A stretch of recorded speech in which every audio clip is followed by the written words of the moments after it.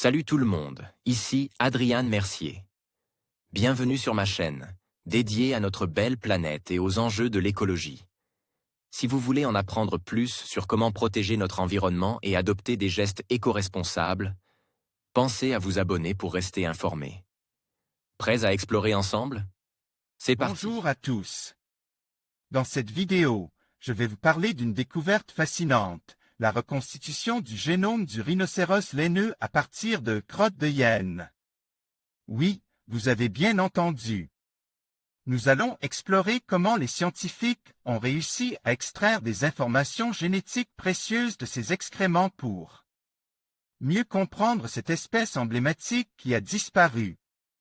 Je vous expliquerai les méthodes utilisées, les enjeux de cette recherche et ce que cela signifie pour notre compréhension de l'évolution. Restez avec moi pour plonger dans ce sujet captivant. Étudier le génome d'une espèce disparue grâce à des crottes de prédateurs? C'est le pari relevé par des scientifiques qui ont fait une avancée majeure dans la connaissance du rhinocéros laineux, un mammifère préhistorique.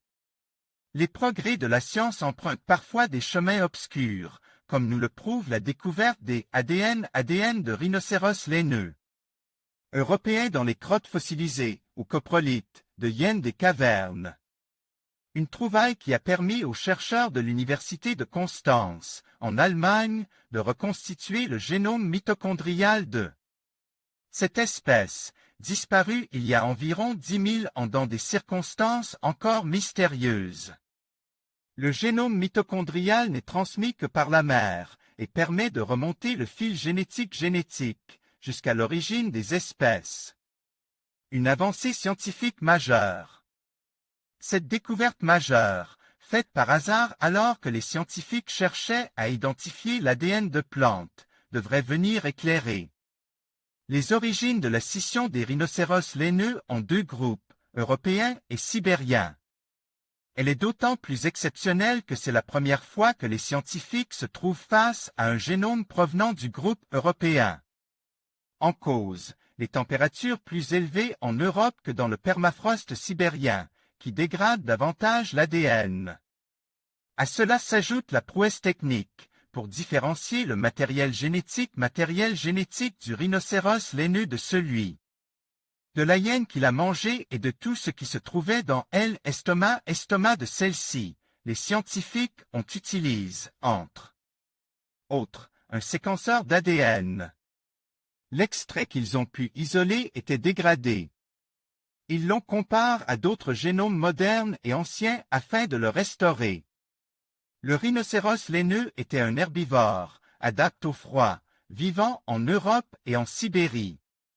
Arkhbalitsky adopte stock de nombreuses promesses d'hommes dans les crottes fossilisées.